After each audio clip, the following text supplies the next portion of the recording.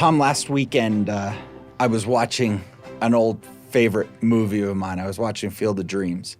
Oh, yeah. And I was thinking about the Kevin Costner, right? Kevin Costner. Yeah. But equally as valuable to the film was Kevin Costner, Ray Liotta, but Yeah. James Earl Jones. Oh, yeah, that's right. And there was the speech towards the end of the movie, "People will come, Ray.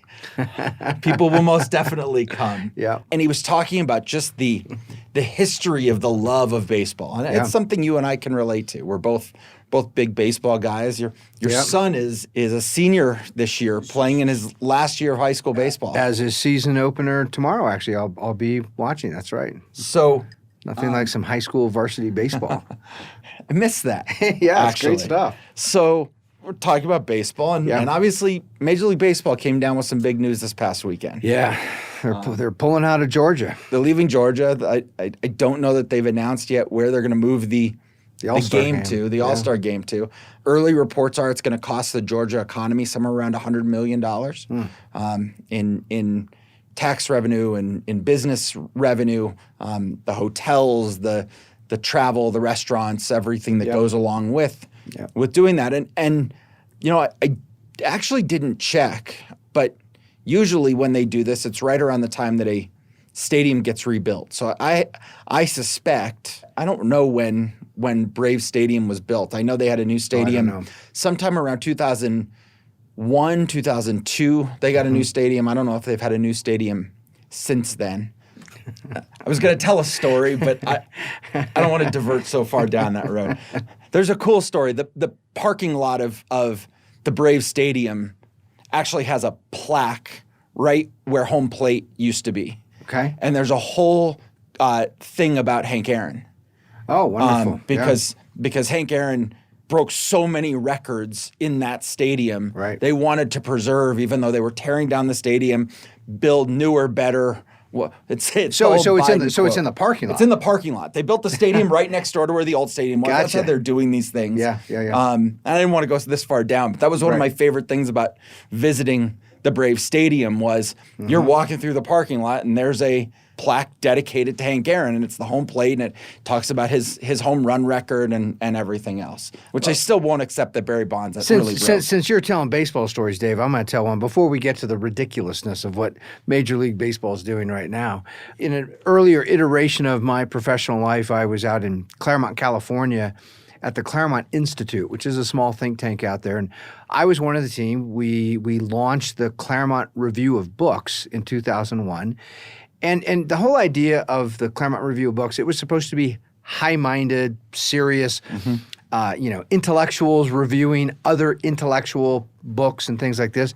And we wanted to add something fun. And so on the back page for the first several issues, one time we did a gin review.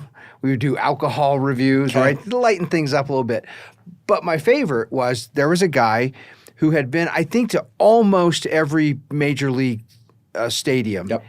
And he did a review of baseball stadiums. And it was such a fun read hearing him. And it was a very good writer. He was kind of a playful writer, talking about the sushi restaurants and the swimming pools at the Arizona Diamondback. This is 15 years ago. Yeah. That was big, flashy stuff. And then, he'd contrast that with the real old, with Fenway Park and Wrigley Field in Chicago. And it was just a great baseball story. The most amazing part about that is I would guess, at least of I know the National League stadiums more than the American. Almost every single National League stadium that he probably reviewed is gone. Today, Coors Field, which was built in 1995, is the third oldest stadium in the National League. Wow, I did not know that. 26 years old, and it's the third oldest stadium. The only two that are old are Wrigley, which will never get torn down, right? You preserve Wrigley Field the same way you should have preserved Yankee Stadium, and you preserved Fenway Park, and Dodger Stadium in L.A. Those are the only two stadiums that were built before Coors Field that are left in Major League Baseball. That's great. So this isn't a sports podcast. We love baseball. And I still love the game. And I have been in recent years when so many businesses and organizations and professional sports leagues have been so quick to jump into politics, and it usually just makes me cringe when they do. And I've been watching baseball thinking, Well, at least baseball, for the most part, they've pretty much stayed away from that stuff. And I was so happy about that until this week. Right. So this week, like we said, Major League Baseball announced they were going to pull the All-Star game from Georgia. Yeah. Why? Because of what CNN and the New York Times has told them That's right. is in this new voter law in Georgia. And we're not going to do an entire podcast about the voter law in Georgia, although we're going to get into it. I actually, if people are seeing my computer lighting up, I wanted this New York Times article because the absurdity, you and I have kind of gone through it. And the absurdity of between the headlines of how they label a section of the bill versus what the bill actually says, it makes me question, are people either unwilling to click and read? Are they just completely unwilling? They want to be outraged, so whatever the New York Times says must be true, and I don't need to read, because they actually made a link and a list of links, and it says here's the headline. If you click on that headline, it takes you to the actual script of the bill. Can we link to that? Or we should link to that for our listeners. Let's link to that so that I want people to see it for themselves. It's a New York Times special on the Georgia election law. Right. And the New York Times says, hey, don't worry about it, readers. We've done the work for you. We've gone through, I think it's like 90 pages long, the law. We went through it and we figured out all the most important things. And of course, what they mean is the worst things. Right. We're going to tell you precisely why this bill is so terrible and bad and above all racist. Right. And then they go through and they have these sections, and those are the titles you're talking about, right? Where they say, oh, the bill's horrible for this reason and that reason, and then you click on it, and they actually include the text of the bill. And you're looking at the text of the bill thinking, wait, where's the racism? Where's the injustice? I don't see it. Yeah. Yeah. So we'll talk a little bit about it, and I'll pull this back over and we'll go through it a little bit. But there's a bigger issue here. So one, people are either just unwilling to, they want to be outraged. Yep. So they don't want to know more. The New York Times gave them plenty of fodder to be angry, and they're going to just accept that. Or they're too lazy. It's one of the two. Mm-hmm. But inherently, every single argument that they make is purely racist. And I just don't think we can... Who's the they that you're referring to, Dave? The progressives who are out there saying, this bill is racist. Yep. This bill is unfair to black and brown people. And we keep using that definition because that's what Joe Biden says on television all the time. If he's going to say black and brown people, let's make sure we're all talking about the same thing.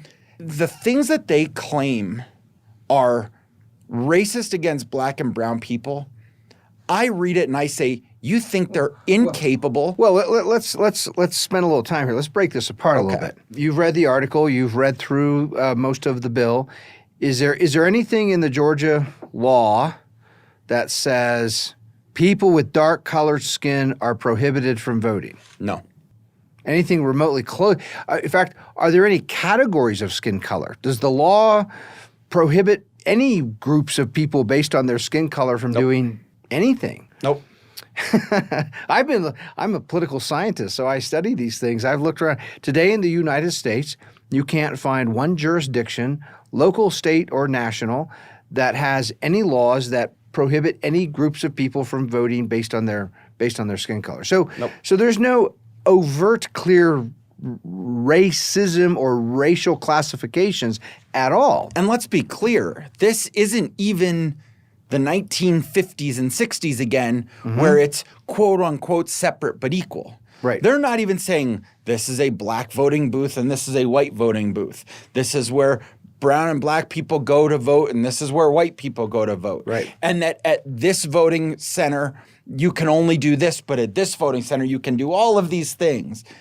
There's absolutely no distinction. During the peak of Democratic Jim Crow, we'll talk more about what that was. And it was very much a function of, it was part of the Democratic Party's campaign of domestic terrorism and harassment. And one feature of Jim Crow, multiple states with Democratic majorities, they would pass these literacy tests. And the way they would get around the skin color is they would say, oh, this literacy test has nothing to do with skin color. It's only for new voters. This is right after the Civil War. Well, who were the New voters. New voters? Who were these adults voting for the very first time who had never voted before? All the freed slaves. They were the new voters. And of course, these literacy tests were notoriously difficult. Nobody could actually pass them.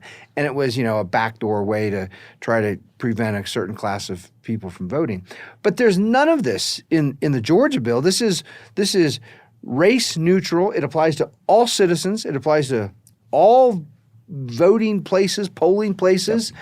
It's explaining the actual procedure and processes, and here's how it's going to work for all citizens who want to vote.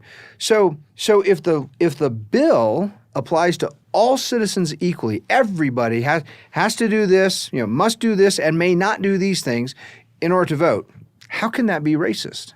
How do they get from that to racist?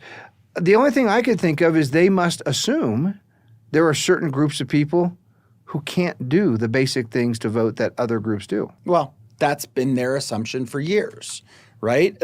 Let's start with the voter ID laws, right?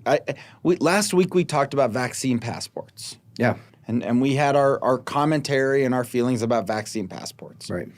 At what point they've sat for years and told us that getting ID in order to vote is racist, that it's hard for black and brown people to get an ID in order to vote. Right. In fact, Joe Biden, if I remember correctly, said that black and brown people struggle with the internet. That's right. In order to be able to do this. Makes this gross generalization. It came only a couple months after his quote, and this is a Joe Biden quote. Don't anybody attribute this to me. Poor kids are just as capable as white kids. As white kids. That's Joe Biden. Yeah. That's Joe Biden. That's where we know his head is. That's where we know he's thinking, right? So when I say he's racist, and he was, I believe, with the website. I believe the context they were talking about as the vaccines were becoming available, they were going to have some kind of website, right, where you could log on and find out when you're qualified to get the vaccine and where to get it and things like that. And he made it really clear. He said, but we're going to do more than that, because you can't just have a website, because there are racial minorities who they can't figure out these websites. Right. I mean, the arrogance and the condescension, right? It's embarrassing is what it is. It's shameful. Does anybody think that Joe Biden is a skilled user of the internet? I mean, truthfully. Right. Do we think he doesn't tweet because he doesn't want to tweet, or does he not tweet because he couldn't figure out what Twitter is? Right. And I get it. I'm saying some things, but I'm tired of this. Right? Dave's lit up today, everyone. The audacity to say these people are incapable of getting voter ID. Right. Did he say that about masks? Did he ever once say these same people are incapable of getting a mask? No, he didn't. Has he talked about these people are incapable of getting their vaccine? Forget the vaccine passport. Are they incapable of getting a vaccine? Right. Are they incapable of, it's just the most absurd suggestion to think that this is a racial issue, that people are incapable. And if they are actually incapable, as he says, then maybe it's the school's fault. Maybe it's government-run public schools. Right. Since we created the Department of Education 50 years ago, that's taken our education system from first overall to almost 40th in the world. And if they're incapable of doing it, they're not getting a good enough education. Well, and here's another. You know that one of the things I enjoy doing is highlighting contradictions within the progressive idea, and we are compiling a list. At some point, maybe we'll make a big poster and people can put it up in their workplaces of all the contradictions within progressivism. You say contradictions, I say hypocrisy, but it's the same thing. Tomato, tomato, right? But here's an example of it. Progressives have been demanding, insisting, arguing for 3 decades now that it is wrong, it is intellectually wrong and morally wrong to judge cultures, because all cultures are equal. None are better, none are worse. There's no way to make any judgments about them. One culture maybe eats human beings and another culture doesn't eat human beings, and the progressives say, hey, that's just a difference in taste, that's a difference in values and worldviews. Don't judge And then the same progressives come along and judge racial minorities. Right. Well, they're clearly less able to get an ID and to figure out a website and to do things like that. They're making a judgment. Well, which is it? Are all cultures and all people equal in all ways? Or is there a hierarchy because there seems to be some confusion among progressives? And you'll notice they'll trot out whichever line of thinking or emotional appeal happens to benefit their position at that time. Right. So when they can, make some shameful political appeal to racial minorities, and they'll say, we know you people can't figure out how to vote or get IDs or these. We'll help you. Then they're quite judgmental until they hear a judgment they don't like, and they say, wait, don't be judgmental. You can't judge at all. Well, they went from shouldn't or we don't want them to, using that as their excuse to, we don't think they're capable. They've become incapable. Mm-hmm. In either sense, they were wrong on both accounts. Mm-hmm. I clearly don't have black skin. If I did, I say this as someone, I'm not very easily outraged. I don't spend a lot of whole time being out. I would be pretty outraged about that. Right. If someone said I was too stupid to get an ID because of the color of my skin, I mean, that's absolutely ridiculous. Well, it goes back to their foundational ideas around eugenics. Yeah. It goes back to their foundational ideas about being able to scientifically prove that they believed they could scientifically prove that certain groups are more capable than other groups, that you can tell by brain shape and skull shape and all. It's all insane. The beauty of the American idea is that all people are treated equally because they're equally human. Mm-hmm. And I said this before on an earlier podcast. I'm going to say it again. And I didn't intend to go down this road before, but the one mistake that Martin Luther King Jr. made in his entire thing was calling it a civil rights movement, was asking for the government to grant them equal rights instead of saying these are our human rights. Right. You don't have a choice to tell me I don't deserve this. You don't have a choice to tell me I am equally human. We are both the same, and you need to understand that you don't get special rights because of the color of your skin. No. One of the slogans I like to use: no special rights for special groups. Right. We're all human. We're all citizens. We should have this exact same. We have the exact same natural rights that equal laws should protect. And one of the problems with this whole thing is there are people in Joe Biden's ear who are minorities, who are of black and brown skin. And some are from the United States, some are not. Some are immigrants, some are not. I was reading as I was looking at the New York Times today, and I was going over that article we've been talking about. I also started reading another article that's going through some of his early selections or preferences for judges, for courts. And the very first thing the New York Times has to report about it is their skin color and the gender of each one. That's what they find interesting. Because skin color and your gender affect the way you can interpret the Constitution, right? It's all circumstantial. There's no truth. And this is the thing, right? Like there are so many people out there who say, oh, you guys, you're talking about old Woodrow Wilson progressives. You're talking about progressives today don't actually believe there's no truth. They believe that there's truth. They believe that it's true that minorities are being treated poorly. They'll tell you it's the truth that Republicans hate minorities. They say all of these things. Right. They're all opinions. They haven't changed anything. They still think that there is no absolute objective truth in this world. Right. Well, as I like to point out, the great lesson I learned from my teacher, Harry Newman, there are no real nihilists in the world. Right. There are people who espouse nihilism. Right. They'll say it, but you just, and I remember I can picture him, he's been gone now for a number of years, but I can still picture him standing in the front of a classroom and he'd hold up his hand and he'd just scratch him a little bit, and you'll find their moral core. All of a sudden, right, bring up something that they care about, something that they think is right or wrong, and all of a sudden they start moralizing.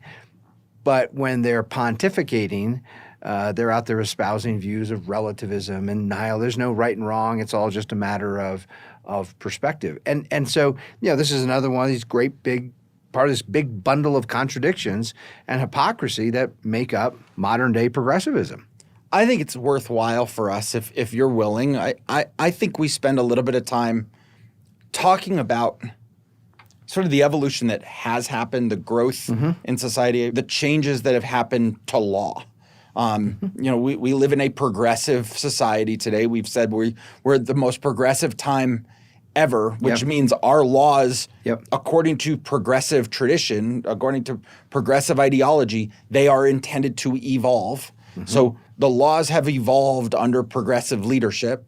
Where have we gone? Where should we? And then where should we have gone? What should the law look like today? And how does this Georgia law fit in with both what that should be and what laws are across the country? Well, let's peel back a little bit, some layers of the onion, and sort of dig into a little bit of the American story, American history here.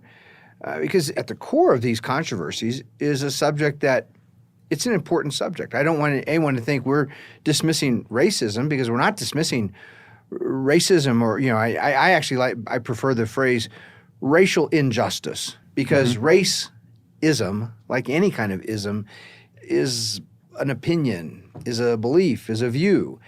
And a belief or a view in and of itself doesn't harm anybody. It might be wrong, it might be mistaken, but if you or I or anybody else sits there and holds some kind of opinion that's wrong, we're not actually hurting anybody. Now, when we act on it, now there's the problem. That's when we get into racial injustices. Right. And racial injustices, like any other kind of injustices, are fundamentally morally wrong. It involves one human being violating the natural rights, the natural liberty, the private property of someone else.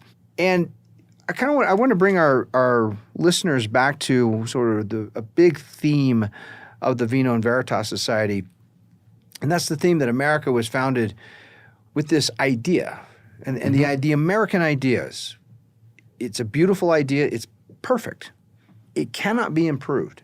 And that's the idea that every human being has a rightful claim to his own liberty, his own person. Right. That includes his own private property, which includes himself and anything that he makes. He has a rightful claim to everything that is rightfully his by nature. Including his ideas. I think people forget that too. Yep. And I think it's worth emphasizing. Because of the simple question, to whom does your mind belong? Well, it doesn't belong to me, doesn't belong to anybody else. Your mind belongs to you, my mind belongs to me. And so everything that goes on in our minds is ours. Someone else doesn't have a rightful claim to it. And that idea that every human being has a rightful claim by nature, not by some indulgence from a bureaucrat or some law that some Congress made, by nature, even if there was no Congress, no bureaucrat, no regulations, I still have a moral rightful claim to myself, and you have a moral rightful claim to yourself, and so does everybody else. Right. In that sense, there's no way to improve that idea, because the idea comprehends and includes the entire human race, the whole human family. Every human being, doesn't matter if they're smart or not so smart, or they're, athletic or not athletic, or beautiful or not beautiful, or ugly. I mean, it doesn't matter. Right. Every human being has that right. That was the American idea. Now the challenge is, how do you improve practices, the way people behave, and that includes the policies that they adopt, the laws that they adopt.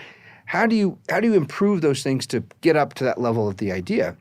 And we certainly made tremendous strides. One of the grossest violation of the American idea was the institution of legalized slavery. And we ended it in fairly short order, basically 2 generations after the American founding, something that had never been done in the annals of history, launching a new regime, gaining independence through a nasty, ugly, difficult, daunting revolutionary war against a formidable enemy, and then abolishing legalized slavery within 70 years, to use Lincoln's dating at Gettysburg. But we weren't finished yet. And, you know, the progressives are very interested in what they consider to be the racist history of the United States, because they think the history of racism in the United States demonstrates that the United States is irredeemably racist as a regime to its core, which is they use that to discredit the Constitution, to discredit the American reputation. They want to remake the United States in their model of progressivism, which means they have to discredit what it has been, what it was from the beginning. And yet, in their emphasis on the history of racism, they tend to ignore the fact that the history of racism in the United States is inseparable from the history of the Democratic Party. Right.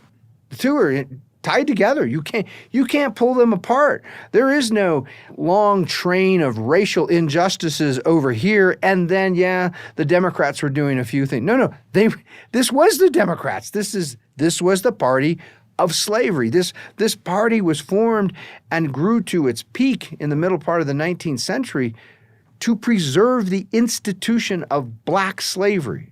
Right. Enslaving black human beings. And when they lost that cause in the Civil War, they turned to other equally nefarious measures. In some ways, it was worse after the Civil War. And this is one of these things we're talking about, injustices that are so cruel and so ugly. It's hard to rank them because they're all really bad. But what happened after the Civil War is because slavery was abolished, black people were no longer considered property under the laws of Southern democratic states. So there was no reason to take care of any blacks, and you could harm them and damage them and murder them. So practices like lynching take off in the 1870s and the 1880s and the 1890s, well into the 20th century. Lynchings. And remember that happened, and that they got away with it because they put their own into government positions who turned the other cheek and looked the other way. Absolutely. Right? You had members of the KKK who were part of the Democratic Party taking over as governors and sheriffs and mayors and prosecutors judges, and you couldn't get anybody a fair trial. You couldn't get anybody. And you know, you talked about this started in the middle of the 19th century. Let's not forget, it didn't just start with black people. Today's Democrats want to blame the United States for injustices against the indigenous people of North America, the Indian Americans, the people indigenous to this area. It wasn't a Republican. It wasn't one of our founders who tore up the agreement between the five tribes or the five nations and the United States that George Washington negotiated and Thomas Jefferson signed. That's right. It was Andrew Jackson. Right. It was the first Democrat. Well, he must have been a Republican, Dave, right? as much as Abe Lincoln was a Democrat. That's right. and this is, I mean, what we're talking about here is this gross injustice. Well, we're talking about racial injustices, but also this miscarriage of political justice, these brands and labels of the parties. It's a little mind-boggling, honestly, because this is what the Democratic Party was doing in the late 19th century. So this is after the Civil War, at precisely the moment that progressivism is just starting to take off. Yeah. Progressivism was just some ideas in a small number of intellectual minds. At that very moment, when guys like Charles Merriam, right, were going to study with German theorists and bring back the ideas of socialism and communism and progressive central planning, Democrats here in the United States were creating the Ku Klux Klan and organizing in various ways to torture, harass, control, intimidate blacks and other groups that they didn't like. So sometimes it might be some Catholics here, Republicans. They had, of course, no patience for Republicans at all. You just said something else, and I'm going to make it a little personal for a minute. Yeah. Not that all of this hasn't been a little personal. Yeah. But they want to disconnect themselves from the founding of this country because they believe the founding of this country was irredeemably racist. Right. The founding of their political ideology was founded in Germany. That's right. In the late 20th century, Man, great early 21st century. Yep. The very fabric of their political beliefs, their political ideas were founded alongside the same people who were creating the idea of Nazis. Boy, amen. You're absolutely right about this. Think about this contrast. So in the American founding, you have injustices happening. There's inequalities in the law. There's slavery. There are other problems. And you have this idea. The idea is wonderful. And the challenge is, can we live up to the idea? Can we improve our laws and policies? Can we get rid of legalized slavery? In the case of progressivism, so think of, those listening right now, imagine some of your progressive friends and relatives. You know you have them. We all do. We all do. What they believe, your progressive friends, your progressive relatives, the beginning of their set of ideas was ideas of tribal injustice, scientific racism, and the challenge for progressives in the 1870s and 80s and 90s is they had to take their laws and make them worse. Yeah. So that it would line up with their ideas, because they had these detailed theories of racial hierarchy and scientific racism.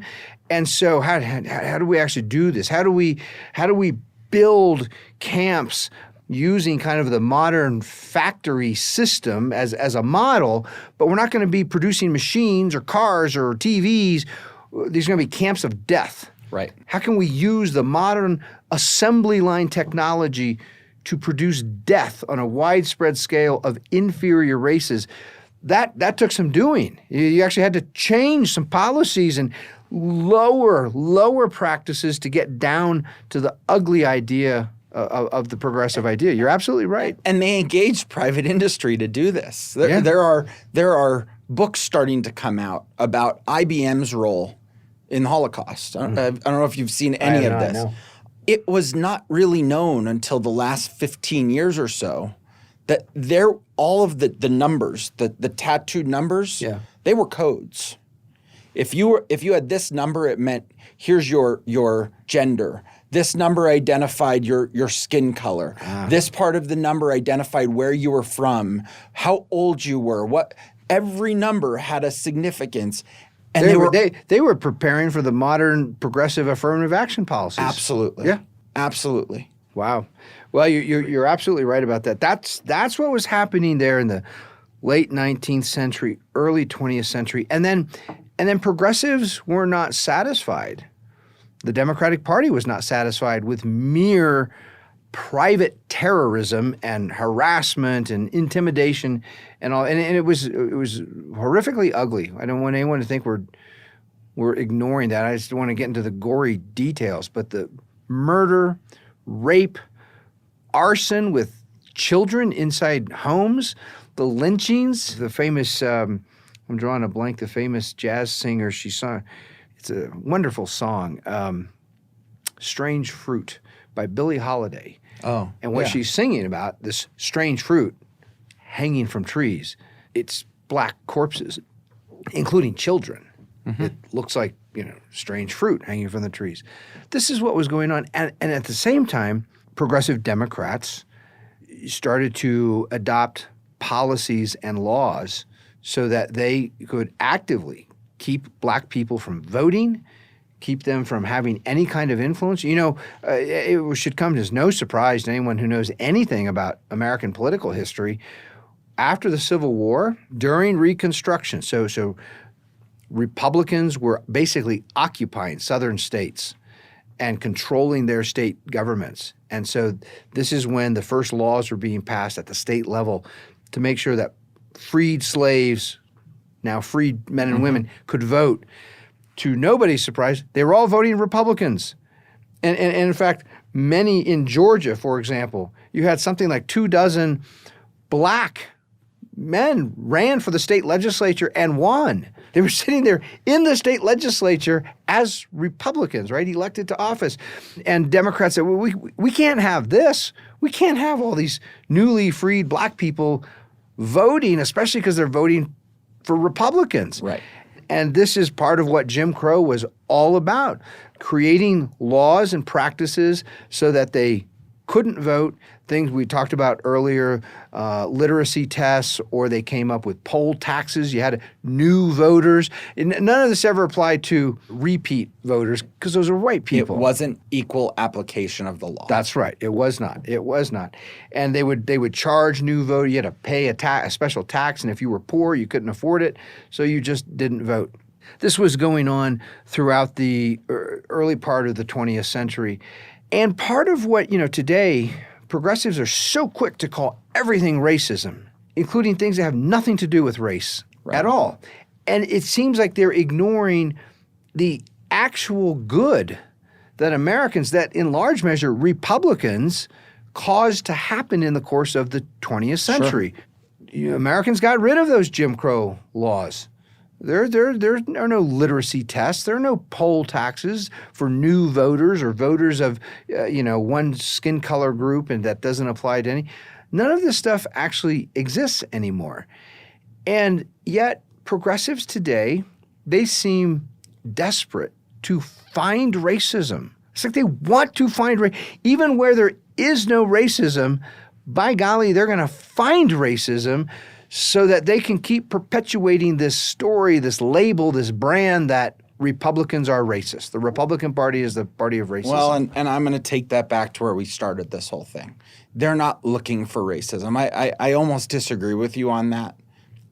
They are inherently racist in the way that they approach it, in that they think that the left, the people who are accusing freedom-oriented people of racism, those who are making those accusations, every single accusation is rooted in the idea that Black and brown minority communities are incapable of self-reliance, of taking care of themselves, of being good, intelligent, upstanding members of the community.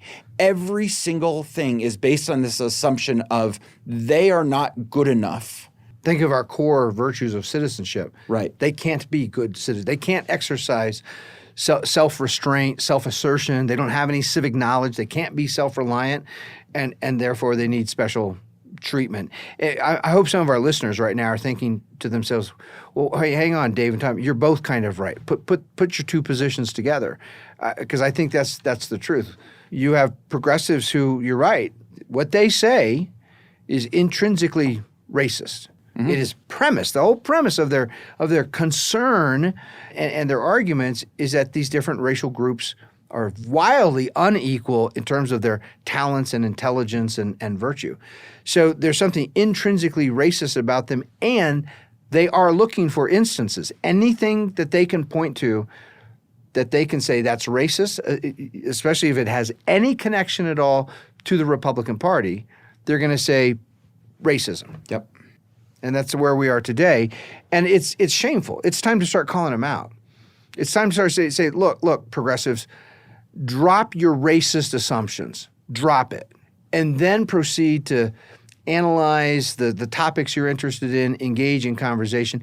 Look at the Georgia law. There might be some things that either make sense or don't make sense. I'm not going to say that the Georgia law is a model of legislative perfection, because it's a 90-page piece of legislation by state legislators. It's going to be the flawed. sheer fact that it's 90 pages should tell you something. It is over the top. They started with a basic core premise, and they started saying, well, this might be a problem getting passed, so let's put this Band-Aid on it. And then this might be a problem getting passed, so let's put this Band-Aid on it. And this Band-Aid is going to cause another problem.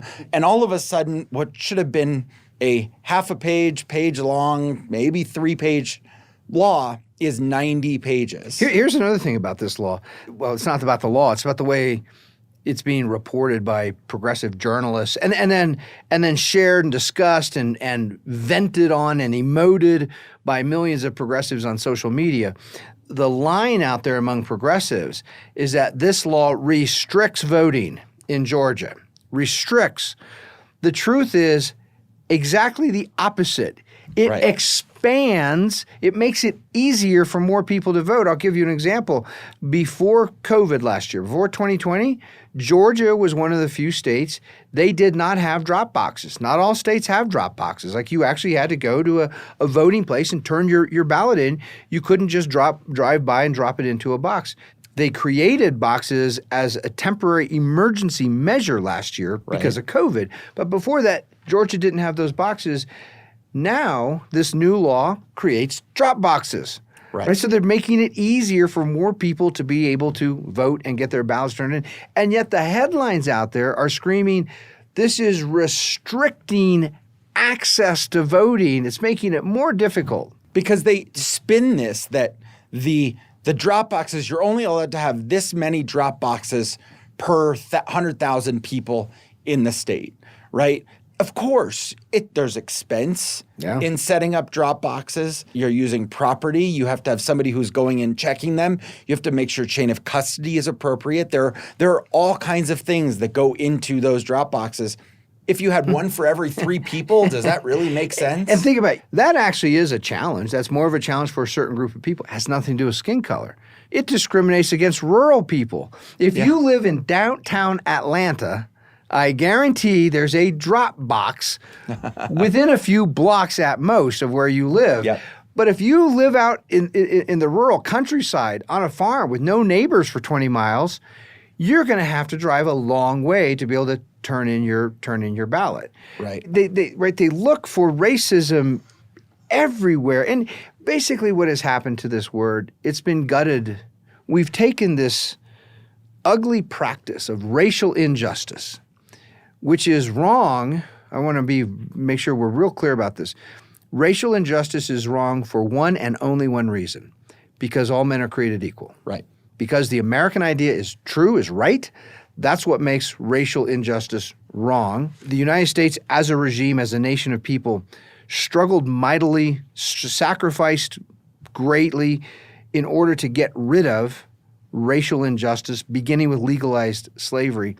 And now progressives have just gutted that word of any meaning because they claim to see racism everywhere they turn. Are you saying that if somebody has relative morality, if there's no objective truth, you can't actually determine if something's racist or if someone is racist? If I'm on a stage with a progressive ever and this topic comes up, what I'm going to say to that progressive, whether it's a political candidate or anyone else, I'm going to say, shame on you.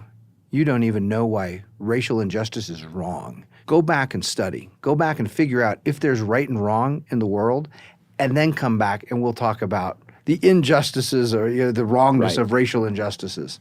Right. There was a point I was getting at earlier, and that was you have to look at who the progressive leaders are right now who are pushing this narrative, and what are they getting out of it, right? Does Ilhan Omar actually feel like she's gotten the short end of the stick in this world? Does she think she's incapable of getting a voter ID card if she needed it? Does she think she's incapable? Oh, no, Dave. She's not a racial minority. She's progressive. Just like how Joe Biden said. Joe Biden said there are poor kids and white kids. Right. So that was probably one of the least racist things he's ever said, by the way, just to get that out of the way. So, too, there are people with dark colored skin who are racial minorities, and there are people with dark colored skin who are progressive. Okay. If you're a part of the progressive political class, like she is, then you're sophisticated, you're elite. You're not one of the racial minorities who needs special accommodations. But if you're not part of the elite, if you're just a progressive voter, right, then you're a racial minority. You're a racial minority, and you're probably not very bright, and you have all kinds of drawbacks. It's tough being you. I mean, at what point are we going to start calling these people out for that hypocrisy? No, we're doing it right now. We're done with it.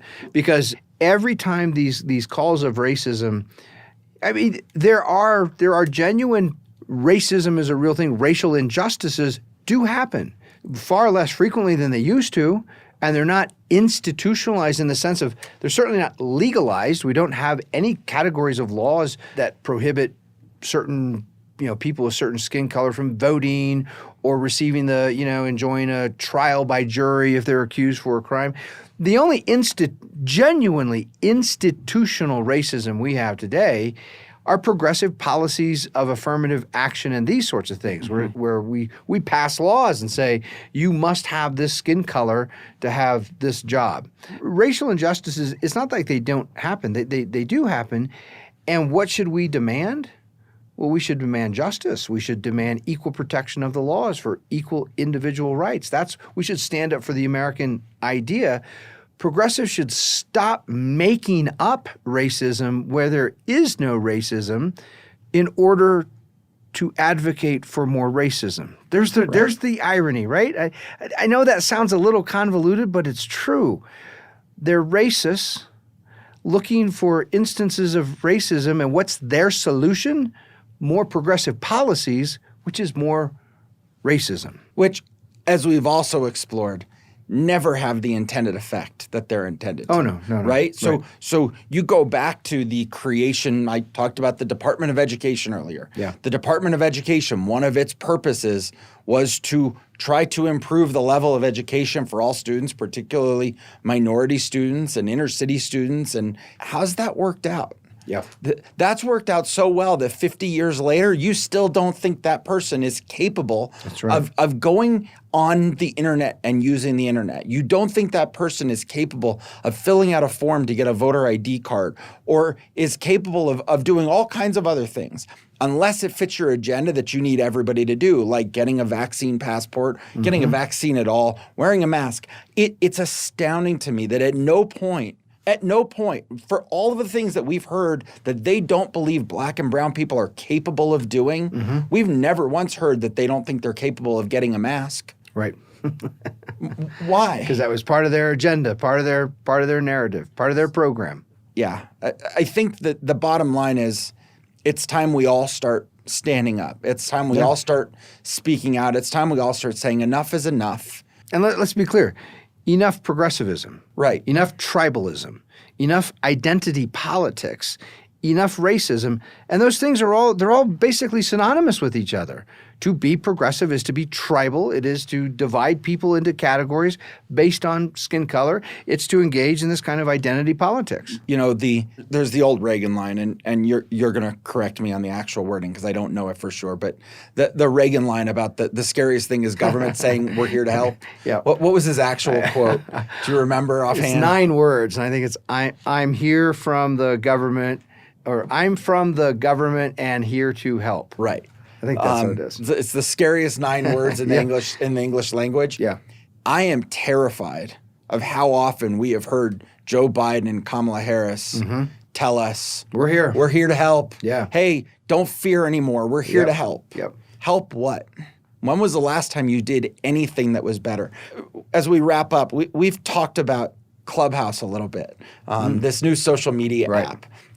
And for those who don't know it, it's a basically giant conference calls with moderators on various topics all happening simultaneously. You're more engaged in it right now than I am. Can people follow you? Can they find you Absolutely. And follow you? They just search for me and find me. We actually have a Vino Veritas Society club. Are you Dave in there? It's or Dave David? Rich. Dave Rich in there. Rich, okay.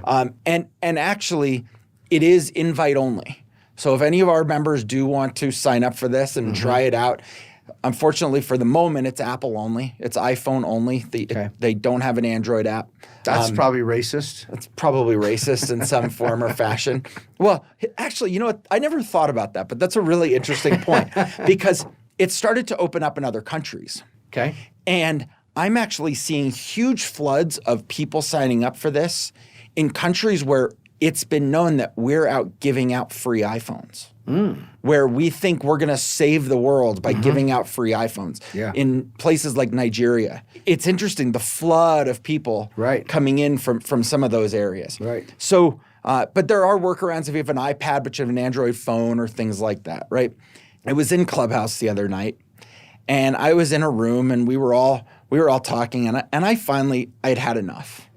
And I raise my hand, and the moderator calls on me, and I happen to know the moderator, and she was willing to make sure I got my moment in. And I said, you guys keep talking about government solutions. I said, what was the last thing that government from either party, and I did not make this partisan. I said, name me one thing that either party has done in the last 150 years plus that actually worked out well. And the first response I got was the 1964 Civil Rights Act. And my response to him was, if the 1964 Civil Rights Act had all of the intended consequences, all of the intended outcomes that it was intended to, why are we still having a conversation about race? Yeah. Why are race relations getting worse? Right.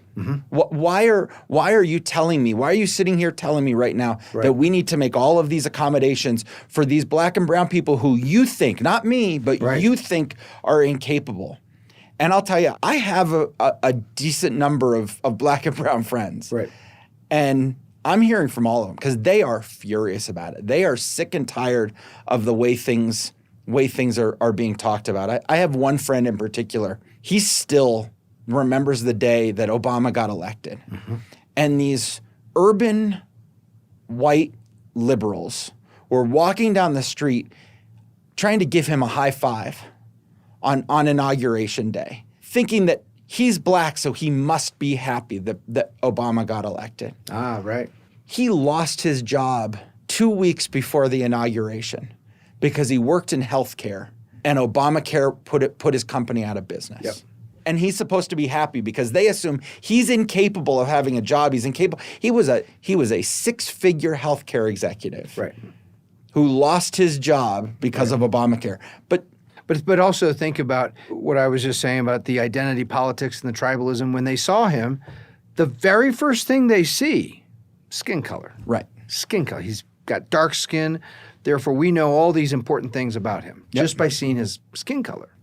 And I think about all the other things that he's involved in. Well, and that brings us back to the importance of guarding the American idea, because the American idea says, skin color really is incidental. It's very secondary. It's not part of the core of who a person is.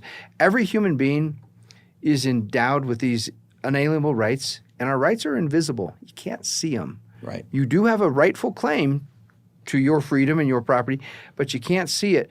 And at the core of all of us is we have a free mind. We have a soul. We have a free soul. We can think and choose and reflect. And the thing that's interesting about souls, they're invisible. They have no skin color. The very thing that's most important about the human being is colorless. And that's one of the reasons we are guarding that idea, because it's true, it's beautiful, and it's the foundation of justice. And for that, we will continue to be the guardians. Nos somos custodes. Till next week.